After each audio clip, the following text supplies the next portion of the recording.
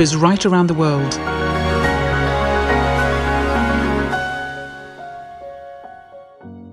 Hello, I'm Shanti and a really warm welcome to today's masterclass, one of 21 masterclasses, a whole series looking at new ways of thinking, being and doing in today's rapidly changing world. My name is Philippa and I'm with you throughout the whole series as together we listen to the experiences from pioneering thinkers from countries right around the world, from all backgrounds and all walks of life, as they share with us their ways of building resilience in these challenging times. Now, one of the defining experiences of this time of the coronavirus has been the fact that many of us have experienced a prolonged period of lockdown with our families. And we're really not used to spending 24/7 in these close-knit situations. And it's thrown up, no doubt, a lot of issues for those who have been through this experience. Not only have we been parenting all day, which maybe we're not used to doing, but also getting involved in educating as well, and just sharing a space with these other people. And inevitably, with any intergenerational experience like this, there has to be some kind of agreed consensus around how you're going to do things, what are the rules, what are the ways that you're all going to sign up to make it good for everybody. Another way of saying that is to really look at the values that are underpinning how you as a family operate. So this is our topic for today. We're looking at how to harmonize in the home. Now, all of our speakers throughout this series are students and teachers of the Brahma Kumaris World Spiritual University, which is a place of learning. It's a place for learning about meditation, learning about the self. The subject taught is Raja Yoga meditation, which is the yoga of the mind. And there are teaching centres in over 110 countries right around the world, and an active presence in even more countries than that. It's an organisation that was founded in India in 1936 through a series of teachings and visions that came through the original founder, whose name was Brahma Baba. And it's very much felt that these teachings are completely geared to this period of time of turbulence, this time of change that we're going through, so very relevant to today. And the founder Brahma Baba decided quite early on that it was important that women were kept to the fore, that they had the qualities that naturally to lead at this time. And so as a result of that, the Brahma Kumaris has become the largest spiritual organisation of its kind in the world to be led by women. Now, let me introduce you to our guide on today's topic. Diane Tillman has been a teacher and student of the Brahma Kumaris for 39 years. She's based at Seal Beach on the coast in California. And Diane has spent her career working as an educational psychologist, both in schools and also in family settings. She also works as a marriage and family therapist. And for many years, Diane has been one of the prime movers in a global values-based educational project called Living Values Education. And over the years, Diane has travelled to more than 30 countries right around the world, running seminars and workshops to help educators and parents really get to grips with what we understand by a values-based approach to education. And as a result of all this work, Diane has produced a series of 15 resource books for parents and educators, looking at the needs and the potential of the different age groups. So there's one for 3 to 7-year-olds, another one for 8 to 14-year-olds, and then another one for young adults. So really spanning all the ages. Diane, welcome, and thank you so much for joining us from your place on the beach in California, which I have to say doesn't sound too much of a hardship. It's great to have you with us. Thank you very much, Philippa. It's just wonderful to be here. Great. Now, to be your with career, you, to see you. Your career, as I said, has combined both educational psychology as well as researching this values-based approach to living and also to learning. And of course, when we look at values, we have intrinsic values, don't we, which you could say are part of our soul qualities like peace and love, which we all have an affinity to. But then we also have acquired values, which are very much based on the culture that you live in and have grown up in. So I wonder what for you is a starting point in terms of understanding values, and also if you could just say what you mean by living values. How do you approach that? I think a really good starting point when one is thinking about values is to think of someone in your life that was really important to you. And imagine if everyone in the whole world had that value and lived the value. That is, they embodied it. They spoke that way. They were that way in their relationships. They were that way with everyone. And so for me, a value is something that is innate, that we have naturally, but to have it go from a virtue to a value, it's something that we live and that we allow to guide our life, that we use to make decisions by. So I would ask everyone watching this to think about the values. What two values do you love that you think that if everyone in the world had them and lived them at the same time, that it would change the world? So think about that for a minute. Which two values would you pick? I very often ask this question, and sometimes people say peace and respect, sometimes compassion and authenticity, honesty and selflessness. But whatever the answer is, you're right. Because if we all held just two of your deepest values, which are all universal, then we would be who we are and who we are at our best. And anything that contradicts that would just be gone. It's very often the case, isn't it, that it takes a crisis, perhaps in our own lives or in the lives of those around us, for us to discover what we're really made of, for us to discover what our values really truly are. And I think this time of the coronavirus, we've had a lot of talk of values in the mainstream media in a way that hasn't been there before. We've been talking about kindness, the way people have been helping each other out, communities have been coming together. There's been talk of altruism, of random acts of kindness to strangers. And I think we've really come to appreciate the way in which values underpin and hold together the fabric of our own individual lives, and also the fabric of the communities and the countries in which we live. Have you observed in the research that you've done that often it does take a little jolt to get people to really understand and appreciate what their own values mean to them? I think that when people are in crisis, there's many stories of people that have had near-death experiences, and they see the light and they feel all this love. And at that point in time, people usually make life-altering decisions because they realize how important love is. So, yes, I think sometimes when we come to a crisis that we can be initially distraught, or sometimes some people take it fairly easy, but it is an opportunity. I think having the coronavirus and having the sheltering in place time has been difficult for a lot of people because we have to encounter ourselves. So I think that these stories and these examples of kindness and compassion and reaching out and helping are wonderful. I know that on a sidewalk in Seal Beach, somebody had written, spread kindness, not germs. Or we may be 6 feet apart, but we're all in this together. So a lot of people are doing little things that make a tremendous difference to a lot of people. And I think that when there is crisis, it's an opportunity to really look and see who we want to be. and what we want to take away from this pandemic.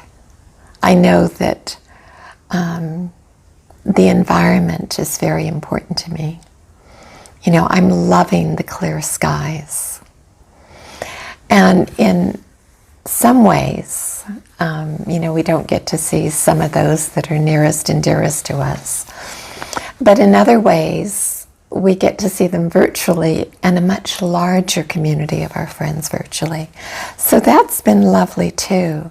So I don't know, I think appreciating so many more people in this society, so many more professions, our grocery workers, our farm workers.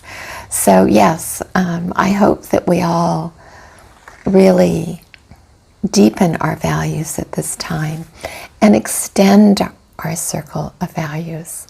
You know, Philippa, one of the things that I have noticed when I talk about values, because sometimes people will say, well, I have really good values. But somehow, when we get raised, somehow we extend those values to our family and to a few others. But very often we aren't taught to extend it to everyone. And so, is it possible that we can start doing that more now? What do you think? It's going to be very interesting. There's been a lot of talk of the new normal, and I think there's a sense amongst people that we've really learned something so profound during this time of isolation and self-reflection that has changed us at a very deep level. And we don't want to go back to that rush and that busyness where we're just taking care of ourselves and doing what we can for others, but not really thinking about other people's needs. And that there's something about what we've learned from this that people are really wanting to carry forwards into the future. And it would be great if we can look at that in our conversation today and see how we can capture the best of what we have experienced and taken from this and really take it forwards into the future. But I'm keen to hear just a little bit first about your experience of doing these workshops and seminars, because as I said, you've been around 30 or so countries talking to people about values, and we've already said that values are something which not all cultures and societies share equally.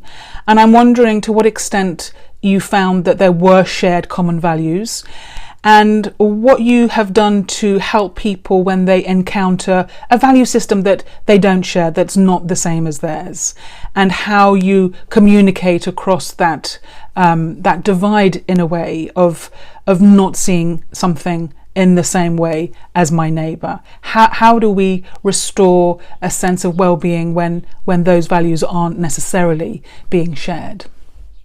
Interesting question. When I've traveled, and I've done so many workshops around the world, in all regions of the world, and I've loved it. But one of the things I do is that I will ask the participants to reflect on their values and to share about them with others, and to think about the books they love and the scenes they love and 3 favorite moments in their life, things like this. Because what usually happens when they reflect on things is that they realize that it's values, it's when we live our values that we're happy. But later on in the workshop, I began to start to ask people, if you were 5 years old, what would you like to tell the adults of the world about how you would like to be treated? And then, after that, I end up asking everyone in the group to make up a definition of values and tell me about the 6 values that are most important in their life, that they use to guide their life. What I have found around the world is that when you engage in that process, the values are almost identical. What happens is that when people reflect, they go into this space where they're in their both authentic self. they're thinking about their deepest experiences, their most genuine experiences. And so it puts them in touch with the most beautiful part of them. And I remember one principal of a school, and we were engaged in a train-the-trainer process. And so we had, I think, 5 days in this beautiful place in Kenya. And she had a large school, and at the end of the first day, she looked at me and she said, "You know, what you're teaching is really very simple. I realized that what you're saying is that when I'm in my love, everything I do is different." She says, "You know what? It will be." So it's a process to get us to be in touch with ourselves in a very real way. And so when in the Living Values education books, we don't tell them how to show a value. For example, we may say to a child when we're doing the lesson on love, so the teacher would say, "I want you all to go home tonight and I want you to do something loving for your family." Well, that's going to be different depending on their socioeconomic status, their culture, many other things. But what they're going to do is going to be beautiful, depending on their age. But again, you're asking them to place themselves in that value and to act from that. So I don't often find a conflict of values. I find that very often people in the world have differences. They're often polarized. And sometimes you may get a young adult in a classroom who is angry and marginalized and hasn't felt valued by the system, doesn't feel connected. And when you ask that, when that child is angry and you're starting your first lesson and you say, "Tell me about peace, who thinks peace is important?" And that young or older teen, that young adult may be angry, and he may say, "I don't think peace is important." So don't accept it at face value. Listen and say, "So you don't think peace is important?" And give respect to that person. You know, we're seeing so much anger in the world, but anger is secondary. It's not a primary emotion. It's a secondary emotion, it's a tertiary emotion, but it's not primary. So if you give respect, they will settle down and start to go into the feeling underneath it, and eventually they will get to their place of respect. So sometimes it isn't what they're voicing, it's how they're feeling. And so many people are not respected by our societies today. I remember once a very, very angry man when I was working as a school psychologist. And I was in a gang area, and he was very large, and he was in a school, and he was screaming at the secretary. And I don't like people to scream at people, so I reached up, because he was very, very big, and I tapped his shoulder to get his attention, and he swung towards me and he said, "Yeah." And I looked at him and I said, "You're really concerned about something?" And he looked at me and he goes, "Mm-hmm." And I said, "Would you like some help?" He goes, "Mm-hmm." I said, "Great, follow me." But I knew the secret. It's not a secret, but a lot of people don't know it.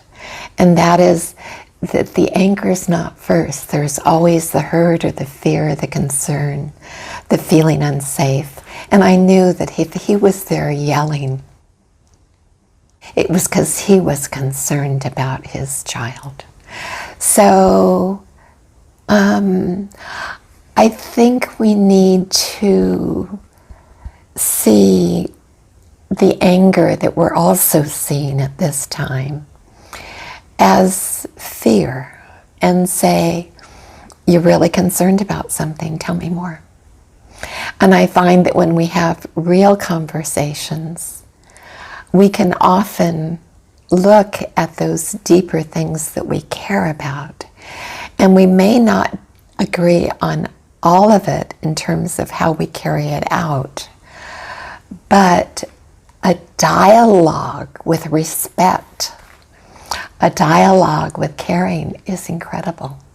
It's really beautiful. So it changes our relationship. And this touches on something which you talk quite a lot about in your books, which is this skill of active listening, which in a way is what you've been describing in these situations where you don't take the behaviour at face value, but you go behind the behaviour to understand what's really going on for the person and really truly listen to what they're saying. And it is an interesting exercise to sit down and think, what are my values? Because they become, in a way, like a moral compass, which enable you to make decisions going forwards. And I think, as a society, we're at a place where, we're engaged collectively in that exercise. But of course, we have had the value system of a very materialistic culture where we have been almost entrained to think about the self first and others second. And maybe that is shifting. And we've also had quite a strong emphasis on the values of science and the values of making decisions about people's lives based on that. And of course, you have a background as a scientist as well. But then there's this other part of your life which you've lived in tandem, which is the spiritual life and the life of someone who meditates and spends a lot of time in silence. And I'm wondering how those two value systems rub up or rub alongside each other in your mind. Is there a way for the best of both to now work together and for each to respect where the other is coming from and really make great strides forwards on the basis of both being included? Yes, we have been a materialistic society. We have been a scientific society. But I think that if we look at our values, then everything we do automatically changes. I love the integration of psychology with spirituality. I think it allows people to be more full of the fuel that they want. Very often people get in trouble when their bucket of love or peace isn't full. But if we look at science, science can be used for incredibly beautiful things. Materialism can be used for some beautiful things. I am hoping that as a result of this time, we'll respect our planet more. And so I hope we use our materialism wisely. I'm hoping that we can share it more with others so that everyone has the things that they need. So I think it's using things wisely, and so I don't see that there's a conflict. The only conflict is really when people are materialistic in the way that they need things to prove to themselves that they're okay. So many of our advertisers in the world, they want you to think that you are good if you drink this, drive this, and wear this. But is that true? And are we educating ourselves and each other and our children about that? Are we going to believe people and the things that they say, these advertisers, just because they want to make money from us? Or can we hearken to our values and our respect for the earth and use things consciously? So I see that we can have so many skills and abilities in this world. But when we come from a place that is informed with values, we make different decisions. So how can I use science to create more peace? How can I use it to make more peace, more benefit? Beautiful. Does that make sense? Definitely, definitely. And you're touching there on the values of young people who, as you're saying, are exposed constantly by a value system that's being projected onto them by advertisers and society and media. And I'm wondering how you could help families explore their common approaches, their common values when it comes to how we live together in a family home, given that there are very different ways of seeing things and doing things in today's world. How do you begin to navigate that edge? You know, parents have a lot of control over what comes into the home, what's on the screen, how young children get to be in front of a screen. We choose with the books we read them. We choose with the songs we play them. We choose with going outdoors with them and letting them play and not scheduling every minute and having family time. So I think there's so many things that we can do where they are valued as a whole person, and they are valued just for who they are. But we get to expose them to the world we want to some extent, depending on circumstances. But even then, our interpretation of circumstances is very, very important. You know, what we say to them about what things mean. For example, during the coronavirus, and they may feel bad about not being able to go outside and not want to wear their mask, but we can explain things in such a way that they understand that wearing the mask is a sign of compassion and caring for others. Look at what you value, look at your schedule, do family time. Create family time together. Talk about what you want. Talk about how you want your day to be. Have the kids take responsibility for their schoolwork or what they're doing. But in family time, you think about what you'd like. What are your gifts that you'd like to share with your children? What do you want to remember from coronavirus? So family time can include things like allowing them to cook with you, encouraging them to cook, laughing together, having game night a couple of times a week. You know, it's so important to play with your children. One of my very favorite studies that I read many years ago is they did a study with misbehaving children, and they asked parents to simply play with them 20 minutes 3 times a week, and that was the only intervention. So the parents played with them for 20 minutes 3 times a week, and at the end of 3 weeks 50% of the negative behaviors had disappeared. That eye-to-eye contact, face-to-face time is important. They just need time to get used to it. So play with them every day. Maybe it's you play with one child, your partner plays with another, maybe an older child plays with another child. So you're all playing one-to-one with someone, you know, and you all get a turn. And so you may rotate sometimes, but they'll get used to playing with each other and to enjoy them. And the rule is the one that's playing with them, they get to really do what that person really wants to do and really have a good time with them. So playtime, listening, games, cooking together, making you get their help, have cleanup together, where you see how fast you can get the house cleaned up. I know it sounds silly, but put on some music, make it fun, be imaginative, go outdoors when you can and play. Listen and be there with your kids, enjoy them, be in your love, be in your peace. Enjoy you, take care of you. Pray, meditate, so you can take care of the kids and be the joy and the love that you are and want to be.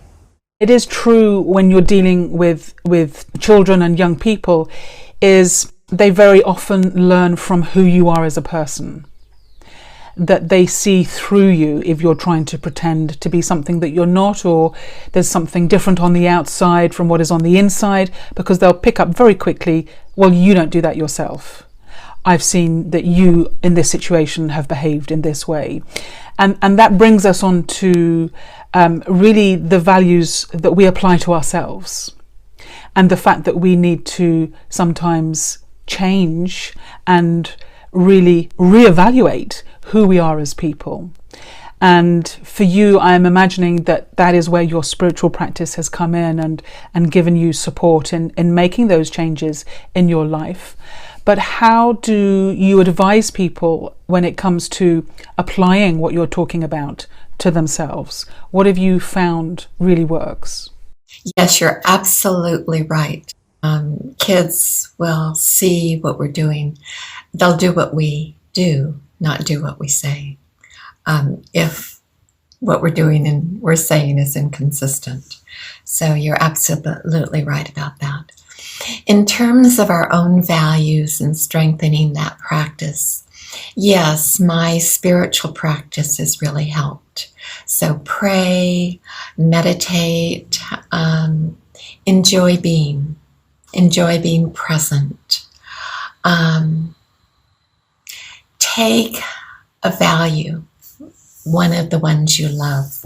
Maybe it's peace, maybe it's love, maybe it's compassion, maybe it's kindness, maybe it's courage. But whatever value you choose to focus on, and let's say you pick three that you know that would change the world if everybody lived them. So one of the things you can do is increase your time being present in that value.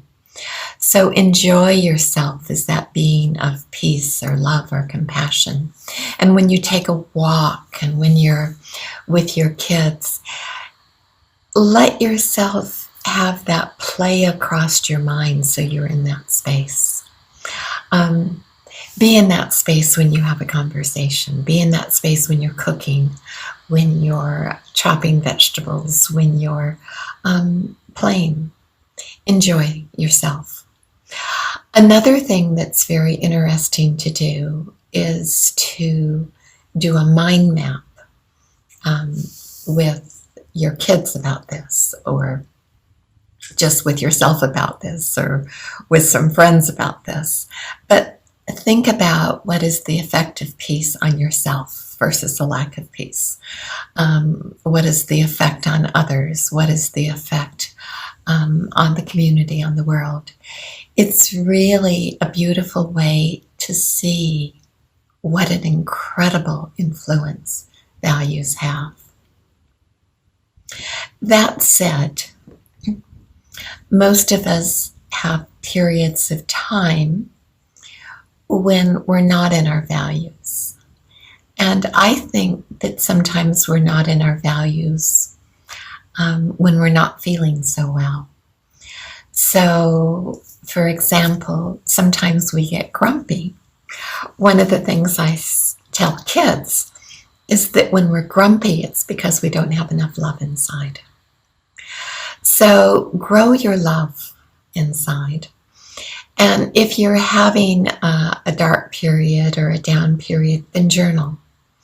And when you journal, journaling is lovely. But most people only journal one part of themselves, okay? Maybe it's a hurt part. Maybe it's a scared part or an anxious part. So let that voice speak. Don't shut it off or try to suppress it, because it will only get bigger and grow. Lovingly accept it.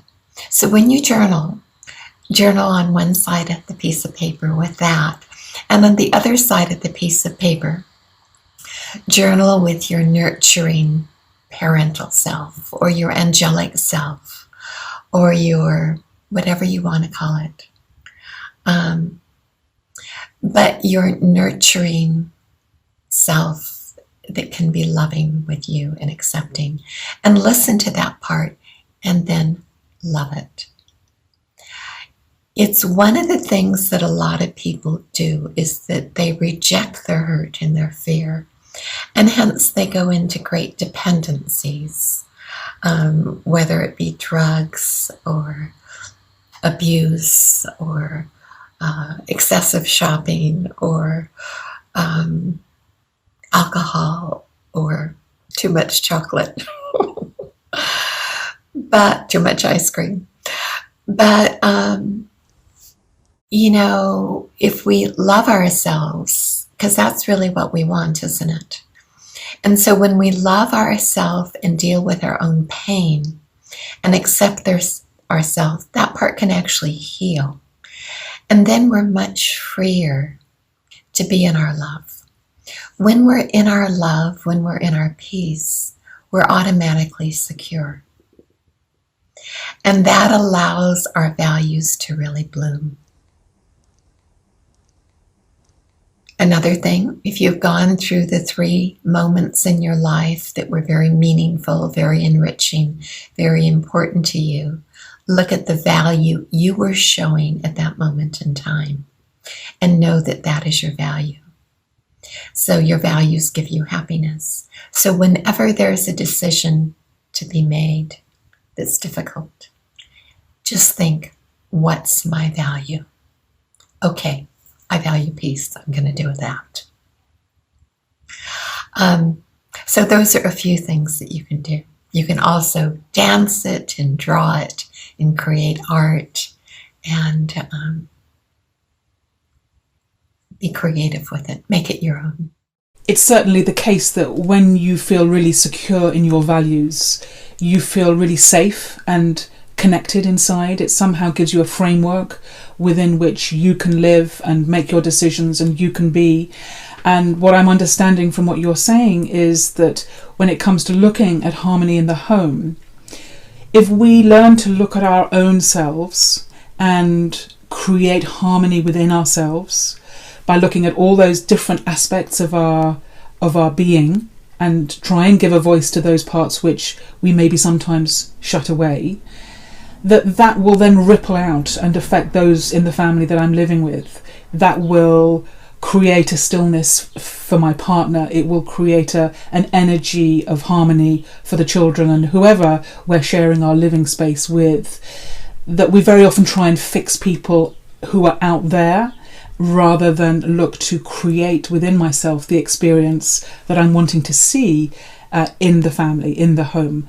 That harmony in the home has to begin with harmony within myself, and that is where we have to begin. Is that a good reading of what you've been saying? Yes, it is a good reading of what I've been saying. But if I can, I'd like to share a few ways that people can share that also with their family.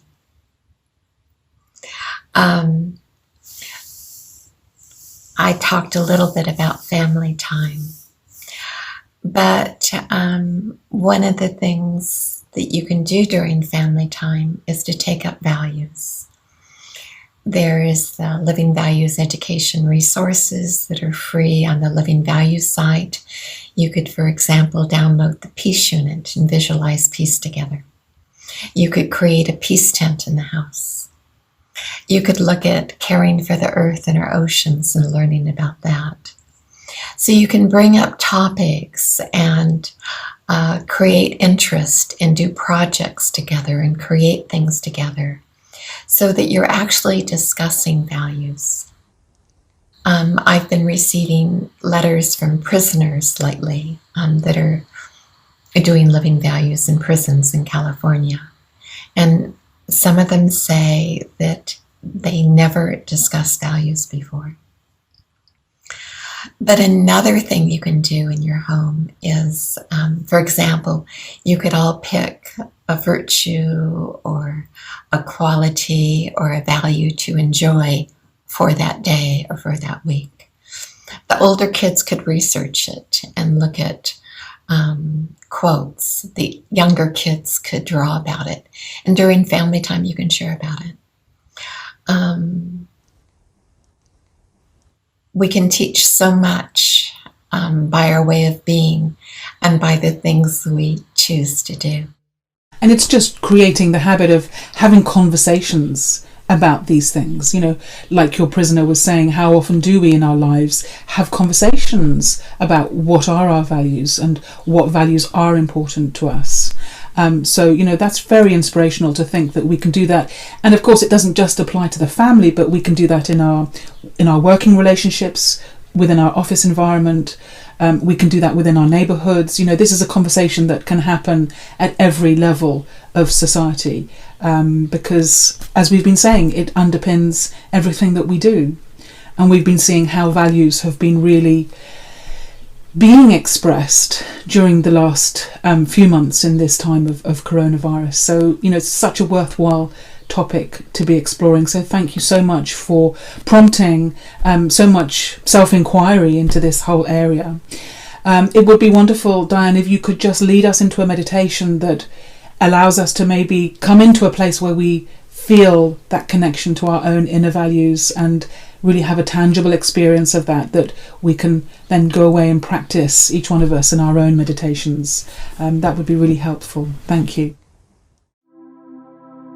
Take a deep breath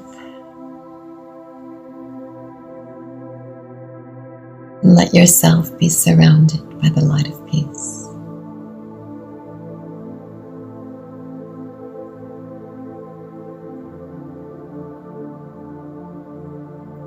Let go as you exhale of any tension.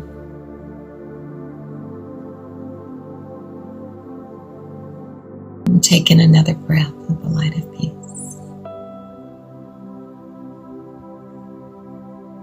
As you relax all your muscles, you may wish to close your eyes or keep them open. But let that peace play across your mind.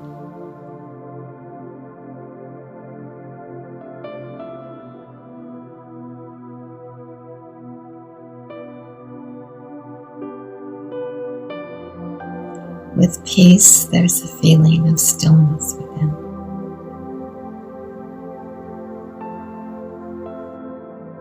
As you relax, reflect on that person who made such a positive difference in your life.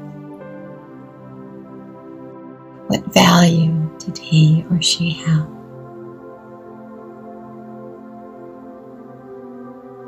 Imagine an interaction.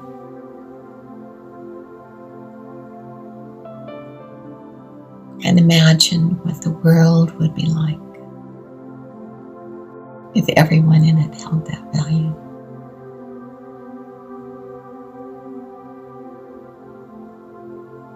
And now please think of the two qualities or values that you think would change the world if everyone lived them.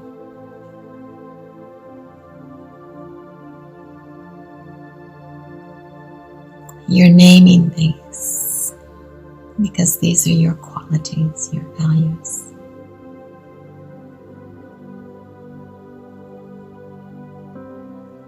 Fill yourself with those values.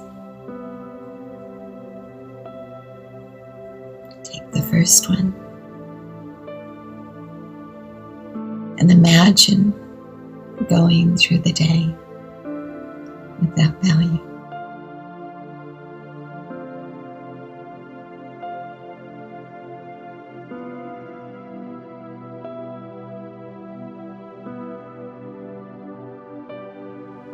And as you're in your day, imagine you have that second value. So they're together in your mind. And imagine going through your day with both of those.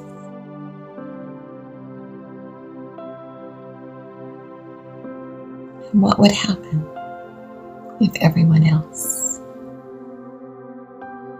was walking, talking, being in the world in that way?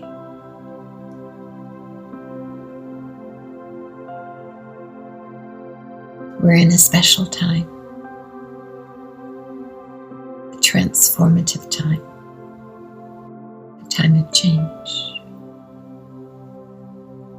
Each one of us is only one person. But each person has an impact. Each person makes a difference for so many.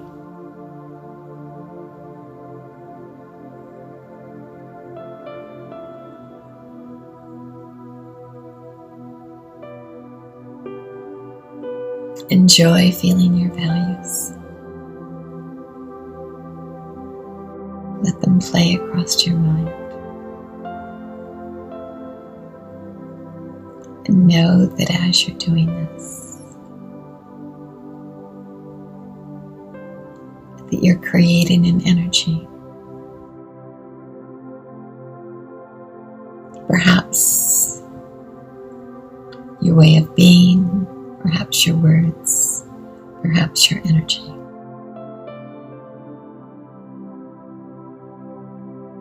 But appreciate that in you. And appreciate the myriad of values and qualities in others. See each one as a being who truly wants peace, who truly wants love. Some don't know how to be it. Some don't know how to act from that space, but it's there. And when we're in our values and when we're in our love, we trigger opportunities for others to be in theirs. Not from a position demanding or asking, from a position of being and acceptance and respect. Take another deep breath. Appreciate who you are and your gifts to the world.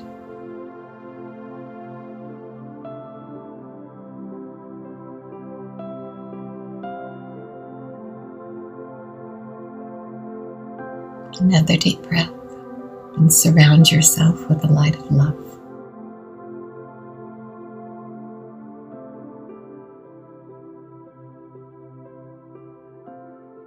Thank you so much, Diane. That was really lovely.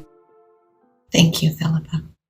It's been such a rich sharing on this whole topic of values and how we apply them in the home to create harmony. I've certainly got so much to go away and think about. So thank you very much indeed for being with us and sharing your wisdom over many years. It's been great. Thanks so very much, Philippa. It's been a delight to be with you. And thank you as well to you for joining us from wherever you are. I hope you've been likewise inspired to think about some of these issues that we've talked about today. And let's see where we go as a global community if we can find common values by which we all want to live and make a real difference in the world.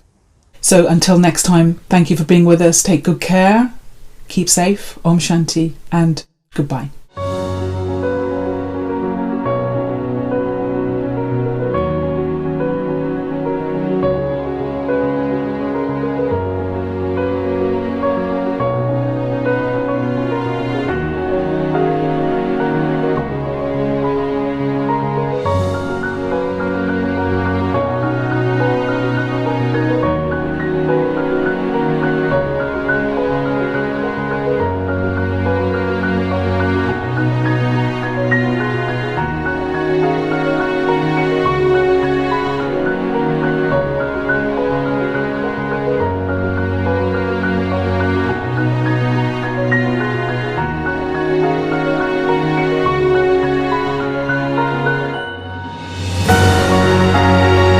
"21 Masterclasses in New Consciousness, New Ways of Thinking, Being and Doing for the New You." Pioneering thinkers from countries right around the world.